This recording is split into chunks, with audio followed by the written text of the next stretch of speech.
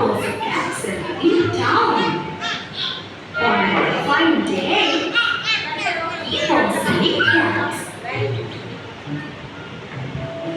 Caps, caps, caps! Caps, caps, caps! 5 rupees, caps, caps! 10 rupees, caps! 5, 10! After he made few sales of caps, he became very tired. He decided to sit under a big tree to take rest for a while. So he slept off.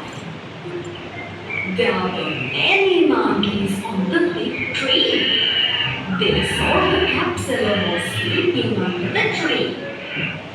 The monkeys were sitting on the top of the tree.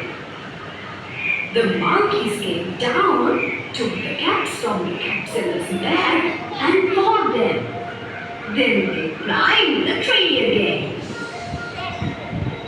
When the cap seller woke up, he was shocked to see his basket empty. He searched for his caps. To his surprise, he saw the monkeys were wearing them. The cap seller threw stones on the monkeys and the monkeys threw mangoes to protect themselves from the cap seller.